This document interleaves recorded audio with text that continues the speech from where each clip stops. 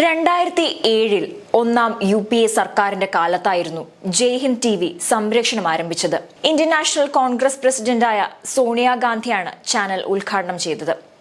Indian national കോൺഗ്രസിന് കീഴിലുള്ള ഒരു ചാനലാണ് ജയ്ഹിന്ദ് TV. UPA ഭരണം അവസാനിപ്പിച്ചത് മുതൽ ജയ്ഹിന്ദ് ചാനൽ സാമ്പത്തിക പ്രതിസന്ധി നേരിട്ടിരുന്നു. കോൺഗ്രസ് ഭരണത്തിലുള്ള സംസ്ഥാനങ്ങളിലെ നേതാക്കളിൽ നിന്ന് ധനസമാഹരണം നടത്തിയും മറ്റുമാണ് ചാനൽ മുന്നോട്ട് പോയിക്കൊണ്ടിരിക്കുന്നത്.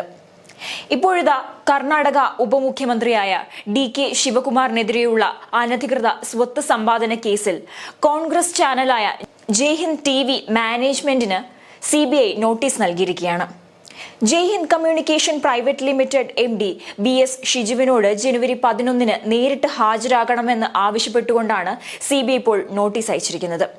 DK ശിവകുമാർ ഇതുവരെ ജയ്ഹിന്ദ് TVയിൽ നിക്ഷേപിച്ച പണത്തിന്റെ രേഖകൾ ഹാജരാക്കാൻ നോട്ടീസിൽ ആവശ്യപ്പെടുന്നുണ്ട്. Shivakumar Jaihind communication private limited കമ്പനിയിൽ ഓഹരിയുള്ള ആളാണോ? എത്ര രൂപ അദ്ദേഹം നിക്ഷേപിച്ചിട്ടുണ്ട്? നിക്ഷേപിച്ച തുകയിൽ നിന്ന് ലാഭവിഹിതമായി അദ്ദേഹത്തിന് എത്ര കിട്ടി? കമ്പനി ഇതുവരെ നടത്തിയ പണമിടപാടുകൾ എന്തൊക്കെയാണ് എന്നിവ സംബന്ധിച്ച വിവരങ്ങളാണ് CBI ഇപ്പോൾ ആവശ്യപ്പെട്ടിരിക്കുന്നത്. ശിവകുമാറിനു പുറമെ ഭാര്യ ഉഷ, 2 മക്കൾ എന്നിവരുടെ പേരിലും ജയ്ഹിന്ദിലേക്ക് പണം എത്തിയതായാണ് CBIക്ക് ലഭിക്കുന്ന വിവരം. CBI നോട്ടീസ് ലഭിച്ചതായും രേഖകളുമായി ജനുവരി 11 ബംഗളൂരുവിലെ CBI ഓഫീസിൽ ഹാജരാകുമെന്ന് ജയ്ഹിന്ദ് TV MD ആയ BS ഷിജു പറയുന്നു.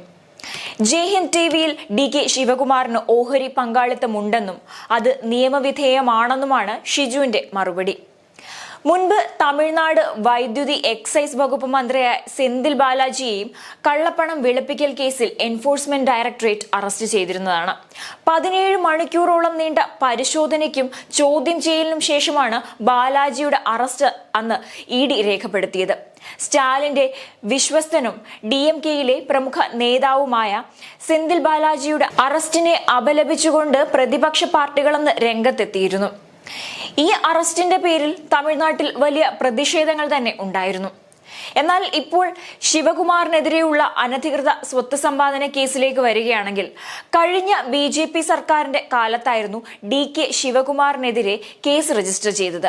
2017 ആദായ നികുതി വകുപ്പ് ശിവകുമാറിന്റെ ഡൽഹിയിലും ബംഗളൂരുവിലെ വസതിയിലുമായി നടത്തിയ പരിശോധനയിൽ കണ്ടെത്തിയ വിവരങ്ങൾ എൻഫോഴ്സ്മെന്റ് ഡയറക്ടറേറ്റിന് കൈമാറുകയായിരുന്നു.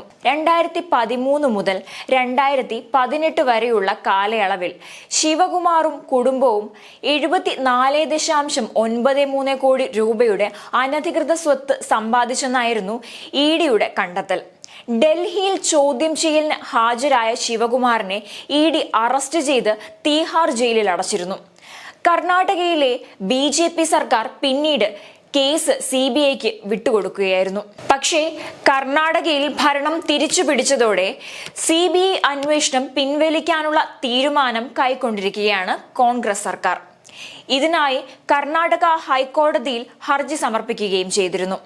CBI അന്വേഷണം 90% പൂർത്തിയായ സാഹചര്യത്തിൽ കേസ് പിൻവലിക്കുന്നതിനെതിരെ പ്രതിപക്ഷം രംഗത്ത് വന്നിരുന്നു.